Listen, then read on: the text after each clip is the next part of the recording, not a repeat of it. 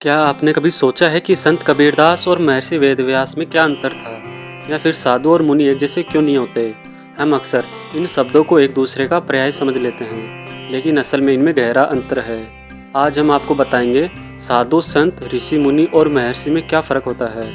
इस वीडियो को अंत तक जरूर देखें, क्योंकि आज आप जो जानने वाले हैं वह आपकी आध्यात्मिक समझ को एक नए स्तर पर ले जाएगा। संत। सबसे पहले बात करते हैं संतों की।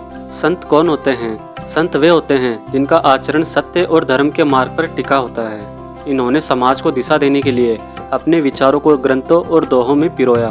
संत कबीरदास, संत तुलसीदास, संत रविदास, ये सभी समाज सुधारक भी थे और भक्ति मार्ग के प्रचारक भी थे। इन्होंने संसार और अध्यात्म के बीच संतुलन बनाकर लोगों को सच्चे धर्म का ज्ञान कराया। साधु।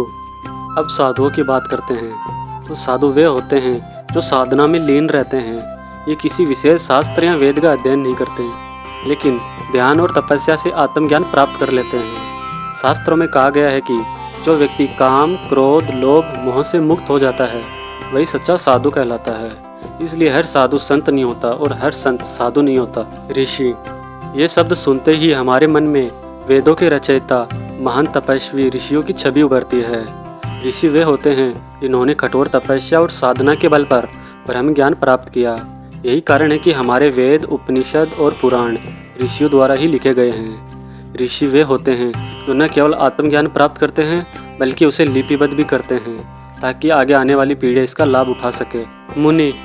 अब मुनियों की बात करते हैं तो मुनि शब्द मौन से आया है, यानी वे ज्ञानी पुरुष जो अत्यधिक मौन रहते हैं और आत्मचिंतन में लीन रहते हैं। मुनि वे होते हैं जो वेदों और शास्त्रों का गहरा ज्ञान रखते हैं, लेकिन शब्दों की बजाय अपने मौन और ध्यान से ब्रह्म का साक्षात्कार करते हैं। उदाहरण के लिए महर्षि वशिष्ठ और अत्रि मुनि, जिन्होंने अपने मौन और तपस्या से ब्रह्म ज्ञान को आत्मसात किया। महर्षि और ब्रह्म ऋषि। महर्षि, ये उपाधि सिर्फ उन्हीं को दी जाती है जिन्हें दिव्य दृष्टि की प्राप्ति होती है। वे साधारण ऋषि नहीं होते, बल्कि उनके पास दिव्य ज्ञान और शक्तियाँ होती है। महर्षि वाल्मीकि, महर्षि वेदव्यास और महर्षि दयानंद सरस्वती जैसे महान ऋषियों को ये उपाधि दी गई थी, लेकिन इनसे भी ऊंची एक श्रेणी होती है जिन्हें ब्रह्म ऋषि भी कहते हैं। ब्रह्म ऋषि वे होते हैं जिन्होंने परम चक्षु को जागृत कर लिया हो, जैसे महर्षि विश्वामित्र ने अपनी घोर तपस्या से ब्रह्म ऋषि का दर्जा प्राप्त किया था। कथावाचक। अब एक और बड़ा सवाल, क्या कथावाचक भी संत, महात्मा, ऋषि या मुनि होते हैं? नहीं, कथावाचक वे होते हैं जो शास्त्रों और पुराणों की कथाओं को सरल भाषा में लोगों तक पहुंचाते हैं। वे धर्म का प्रचार करते हैं, लेकिन उन्हें ऋषि, संत या मुनि की श्रेणी में नहीं रखा जाता। हाँ, अगर कोई कथावाचक अपनी साधना और आत्मज्ञान से ऊंचाइयों तक पहुंच जाए तो वह साधु या संत का दर्जा प्राप्त कर सकता है।